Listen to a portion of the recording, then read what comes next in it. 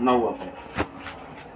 परंतु दानियल ने अपने मन में ठान लिया कि वह राजा का भोजन खाकर और उसके पीने का दाख मधु पीकर अपवित्र ना होए, इसलिए उसने खोजों के प्रधान से विनती की कि उसे अपवित्र ना होना पड़े।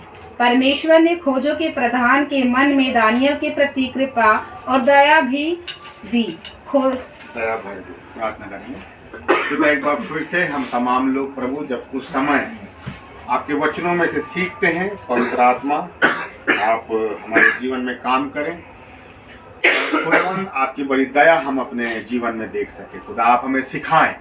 पवित्र आत्मा हम सीखना चाहते हैं मेरे प्रभु, हम आपको और भी करीब से पहचानना चाहते हैं। इस वचन के द्वारा मेरे खुदा आप हमसे बोले, बातचीत करें। यीशु के नाम से मांगते हैं, आमीन। जब हमने पढ़ा दानियल पहला अध्याय उसका 8वां और 9वां पद, हमने कई बार इसको पढ़ा है, समझा है। जीवन में हम लोग कई बार हर कुछ परिस्थितियों से गुजरते हैं। कुछ परिस्थितियां प्रार्थना के द्वारा कंट्रोल में आ जाती है, कुछ परिस्थितियां उपवास के द्वारा कंट्रोल में आ जाती हैं, कुछ परिस्थितियां किसी से प्रार्थना करवा के कंट्रोल में आ जाती है। लेकिन कुछ परिस्थितियां ऐसी होती है कि जो परिवार में, व्यक्ति के जीवन में लंबे समय तक बनी रहती है। ना तो प्रार्थना, ना तो उपवास और ना ही किसी के द्वारा प्रार्थना के माध्यम से छुटकारा मिलता है, वरन वो समस्या व्यक्ति के जीवन में या परिवार के जीवन में लंबे समय तक बनी रहती है। किसी की भी प्रार्थना के द्वारा, उपवास के द्वारा छुटकारा नहीं मिलता। तो प्रभु कुछ समय के लिए हमें ऐसी परिस्थिति में क्यों रहने देता है? उस समस्या में क्यों खुदा किसी की प्रार्थना के द्वारा या हमारी प्रार्थना के द्वारा हमें छुटकारा नहीं देता है? वो क्यों हमें उसमें रहने देता है? जब तक हम खुदा को समझने की कोशिश नहीं करेंगे कि खुदा ऐसा क्यों होने देता है हमारी जिंदगी में। जब हम दानियल उसका पहला अध्याय और उसका 8वां और 9वां पद पढ़ते हैं, तो 8वां पद बाइबल क्या कह रही है? बाइबल ये कह रही है कि दानियल ने अपने मन में ठान लिया कि वो राजा का दाख मधु पीकर अपने आप को अपवित्र नहीं करेगा। और क्या किया उसने? इसलिए उसने खोजों के प्रधान से विनती की कि उसे अपवित्र होना ना पड़े। अब दानियल के विषय में हम सीखने की कोशिश करेंगे। ये समस्या में नहीं, ये घनघोर समस्या में। क्यों? क्योंकि दानियल, पहली चीज, दानियल यहां पर गुलाम है। गुलामों पर जिस राजा ने आक्रमण किया, जिस राजा की ये गुलाम है, गुलामों की नहीं चलती थी, लेकिन गुलाम जिसके सेवक हैं या जो राजा के गुलाम हैं, वो राजा की ही इच्छा के अनुसार चलेंगे। पहली चीज ये। दूसरी चीज, ये दानियल लोगों को खोजे बना दिया गया था। खोजे का मतलब समझते हैं क्या होता है? खोजे का मतलब शिक्षक, किन्नर बना दिया जाता है। अब आप कल्पना करो कि परमेश्वर ने इनको गुलामी में जाने दिया। उसको मालूम था कि ये गुलाम में जाएंगे तो इन्हें किन्नर बना दिया जाएगा, ताकि वो वहां के राजघरानों की स्त्रियों के साथ उस संबंध में ना आए। पहली चीज। दूसरी चीज कि परमेश्वर को यह मालूम है कि ये गुलामी में जाएंगे तो इनकी नहीं चलेगी, लेकिन ये जिसके अधीनता में रहेंगे उस राजा की चलेगी। लेकिन फिर भी परमेश्वर ने जाने दिया। परमेश्वर क्यों ऐसा हमारे जीवन में होने देता है कि जहां हम नहीं जाना चाहते, जिन परिस्थितियों में हम नहीं पढ़ना चाहते, जिन समस्याओं में हम नहीं रहना चाहते, लेकिन फिर भी खुदा हमें उस परिस्थिति में रहने देता है। खुदा हमें टटोलना मांगता है। क्या करना मांगता है? टटोलना। ये शब्द याद रखना, टटोलना मांगता है। अब देखिए साहब, दानियल गुलाम है। दानियल यहां पर यह बोल रहा है कि मैं राजा का दाख मधु पीकर अपने आप को अशुद्ध ना करूं। मतलब दानियल के दिमाग में अभी भी क्यों नहीं पी के अपवित्र और अशुद्ध क्यों नहीं होना चाहता ये? क्योंकि व्यवस्था में लिखा हुआ है। समझ रहे ना? व्यवस्था में लिखा हुआ है कि तू भाई ऐसा ऐसा दाख मधु या ऐसा ऐसा अशुद्ध जीव जंतु तू नहीं खाना, नहीं पीना। अब देखिए दानियल गुलामी में है, लेकिन गुलामी में होने के बाद भी जो राजा उसके ऊपर है, उस राजा के ऊपर जो परमेश्वर है वो उसकी व्यवस्था को मानने की कोशिश कर रहा है। वो राजा की व्यवस्था के अनुसार नहीं चल रहा है कि तुम्हें ये पीना पड़ेगा, ये खाना पड़ेगा। लेकिन गुलामी में होने के बाद भी, किन्नर होने के बाद भी वो क्या सोच रहा है कि नहीं, मेरा परमेश्वर जो मुझे यहां तक लाया है मैं उसकी ही व्यवस्था के अनुसार चलूंगा। गुलामी में भी वो परमेश्वर की व्यवस्था और परमेश्वर के वचन के अनुसार चलने की कोशिश कर रहा है। लेकिन हमारे साथ क्या होता है, हमारे साथ विपरीत परिस्थिति में, गुलामी में, ऐसी परिस्थिति में हम लोग क्या करते हैं, हम लोग खुदा के विरोध में कहीं ना कहीं कुड़कुड़ करने लग जाते हैं। खुदा के खिलाफ नहीं करेंगे तो कई लोग अपने आप को ही बुरा भला बोलने लग जाते हैं, अपने लिए कुड़कुड़ाने लग जाते हैं। तो खुदा उस परिस्थिति में जब हम पढ़ते हैं ना, खुदा टटोलता है कि इसको आज भी मेरे पे विश्वास है कि नहीं। ये गुलामी में आज भी जिस राजा ने गुलाम बना के लाया है, इस राजा की गुलामी को ये आगे बढ़ाएंगे या मेरी व्यवस्था के ऊपर से ये चलेंगे। हम कई बार अपने आप को बहुत धोखा दे देते हैं।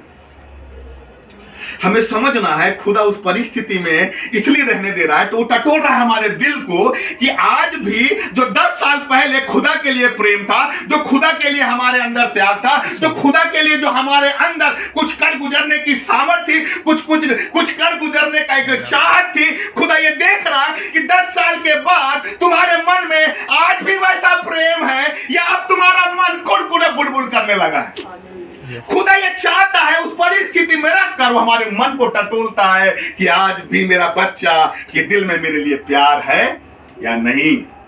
दानियल यहां पर खड़ा हो गया कि नहीं, मैं उस राजा के अनुसार नहीं चलूंगा जो मुझे गुलामी में बना के लाया है, लेकिन मैं इस गुलामी में भी राजाओं के राजा जो हमारा परमेश्वर है उसके वचन के अनुसार चलूंगा।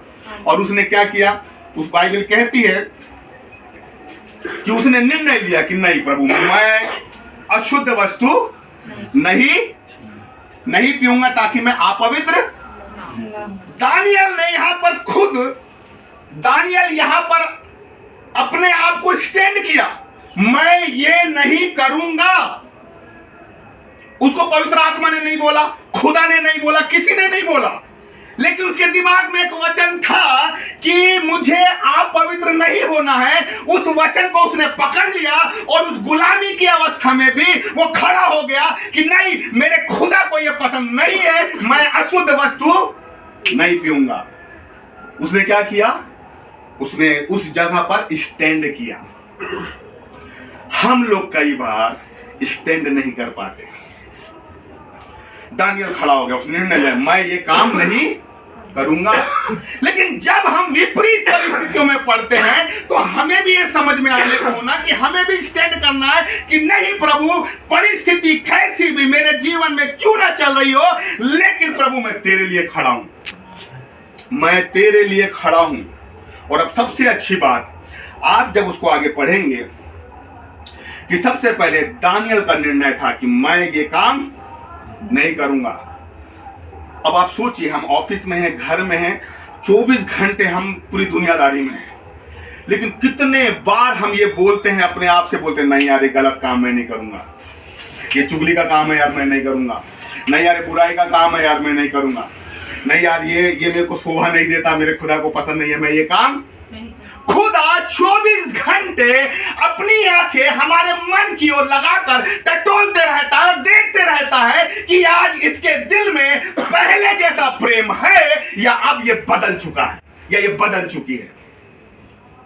इसलिए प्रकाशित वाक्य 2 अध्याय में लिखा है कि मैं तेरे काम को जानता हूं, तेरे हर चीज को जानता हूं, लेकिन तूने पहले ऐसा प्रेम छोड़ दिया।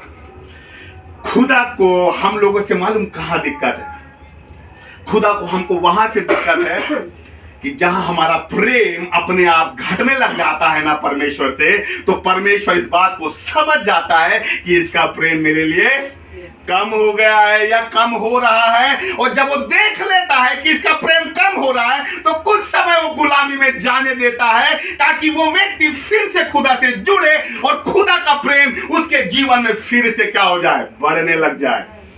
दानियल ने खड़ा हो गया, मैं गलत काम नहीं करूंगा मतलब नहीं करूंगा। जीवन में आप याद रखें, कई जगह पर हमें यह निर्णय लेना पड़ता है, नहीं करूंगा मतलब नहीं करूंगा, खत्म हो गई बात।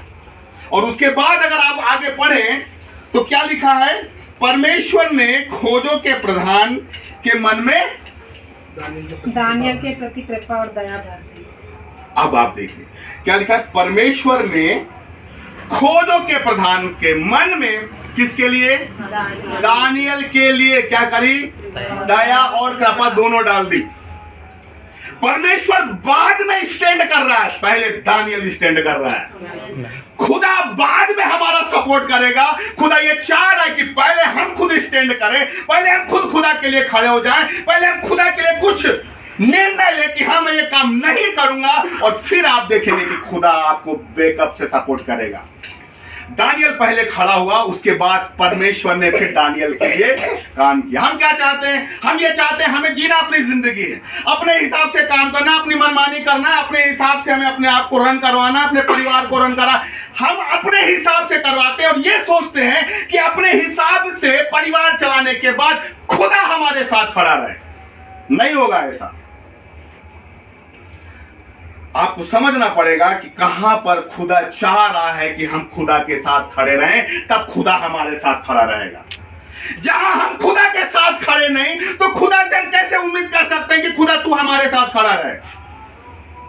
गुलामी में ही है, गुलामी में हम लोग स्वतंत्र हैं। हमारे साथ सोचिए कि कुछ भी ऐसी बाधाएं नहीं है, रुकावटें नहीं। हमको फ्री माइंड से केवल खुदा में आगे बढ़ना है, खुदा के लिए स्टैंड करना है। केवल एक निर्णय लेना है कि मैं गलत काम नहीं करूंगा या नहीं करूंगा।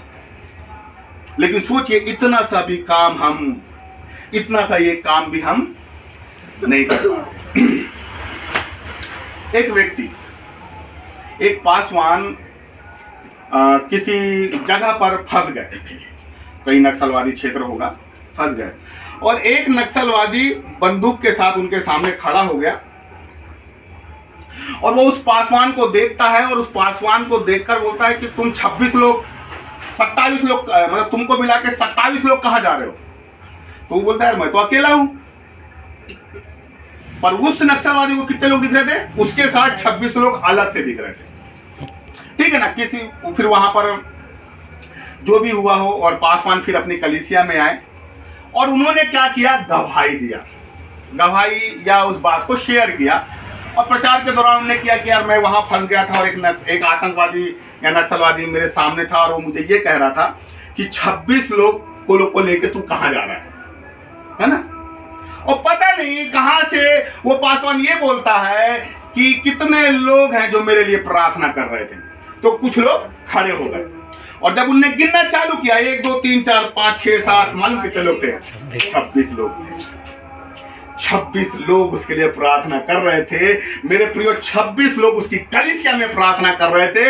लेकिन वो व्यक्ति जिन हालातों में था, जिन परिस्थितियों में था, जिन मुसीबत में था, आतंकवादी के सामने था, ये 26 लोग जो प्रार्थना कर रहे थे, ये वहां पर भी खड़े हुए दिखाई दिए। हमारी प्रार्थनाएं हम जिनके साथ करते हैं ना, जिनके लिए करते हैं, हमारी प्रार्थनाओं के साथ हम उनके साथ खड़े रहते हैं। खड़े रहते हैं हम लोग प्रार्थना में। प्रार्थना हम लोग हल्का लेके चल दिए, मालूम आजकल। प्रार्थना को वजनदारी के साथ, और आप समझे, प्रार्थना केवल मांगने का जरिया नहीं है, वो खुदा से मिलने का एक जरिया है। हमने प्रार्थना के लेवल को ना बहुत कम चीजों में लाके सिमेट दिया है, ठीक है। लेकिन प्रार्थना को आप देखिए, वो व्यक्ति खड़ा होता और बोलता है कि 26 लोग उसके लिए प्रार्थना कर रहे थे, और ये 26 लोग उसको वहां नक्सलवादी के सामने दिखाई दिए।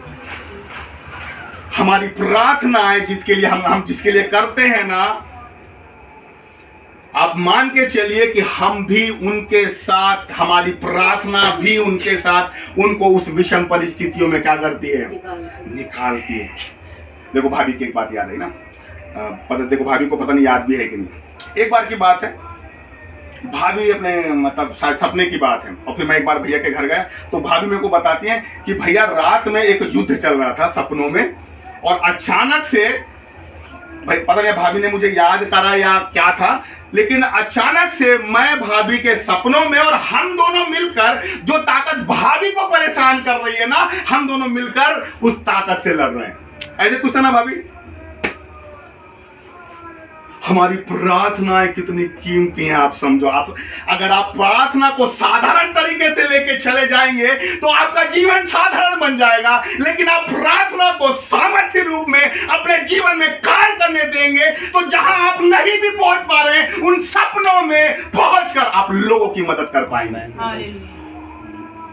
हम यहां पर मदद नहीं कर पा रहे प्रार्थना की किसी के लिए, प्रत्यक्ष रूप से किसी के लिए प्रार्थना नहीं कर पा रहे हैं, लेकिन हमें प्रार्थना का उस लेवल में हमें जाना है कि सपनों में, जहां वो व्यक्ति सपनों में परेशान है या किसी समस्या में परेशान है, तो वो हमको अपने साथ प्रार्थना के माध्यम से हमें अपने साथ खड़ा पाए और उसे बल मिले और सामने वाले की ताकत घटे कि ये अकेला नहीं, इसके साथ तो प्रार्थना की पूरी टीम है।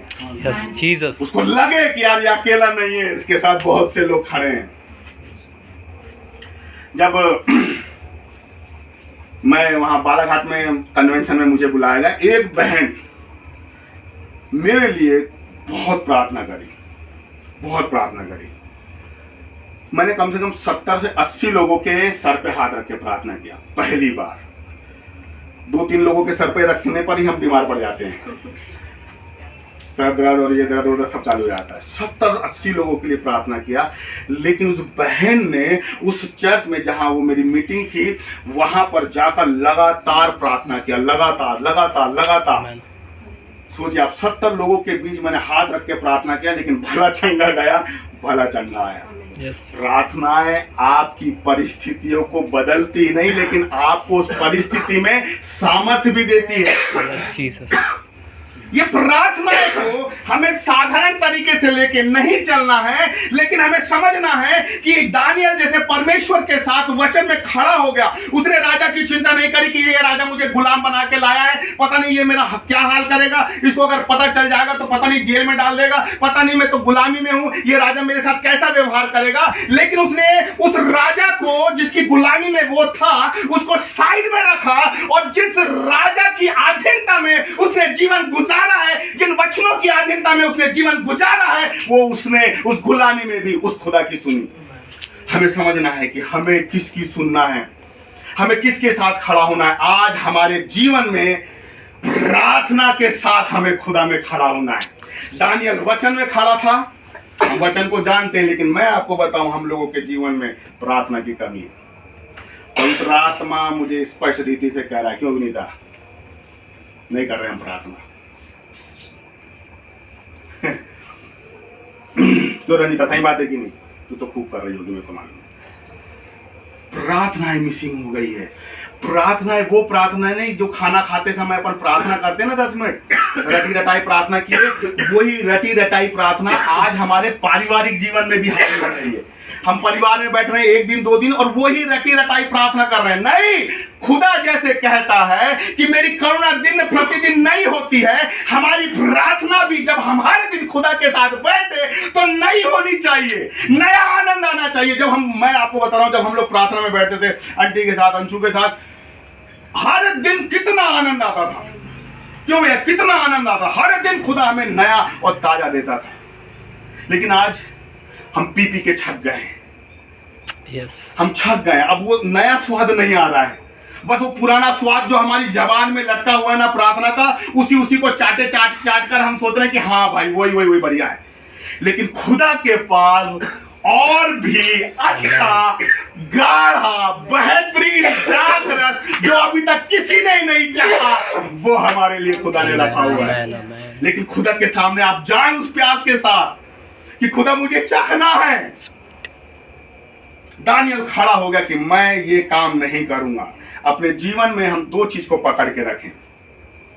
जहां भी हम चूक रहे ना, जहां हम गलती कर रहे हैं, जहां हम चूक रहे हैं और हम समझ रहे हैं कि हम चूक रहे हैं, कि यहां गलती हो रही है, वहां हमें एक निर्णय लेना है कि मैं ये काम नहीं करूंगा। पहली चीज ये। दूसरी चीज, जब वो काम हमें छोड़ना है, दूसरी चीज ये, कि हमें प्रार्थनाओं के साथ हर दिन जब भी हम पारिवारिक व्यक्तिगत रीति से प्रार्थना करने बैठे तो ताजे मन के साथ बैठे कि खुदा तू हमें छुएगा, खुदा तू हमें फिर से नया दाखरस हमें। आइए प्रार्थना। Thank you Jesus, thank you Lord. धन्यवाद पवित्र आत्मा हम आपका धन्यवाद देते हैं। Thank you Lord. हम अपने मनों को तैयार करें।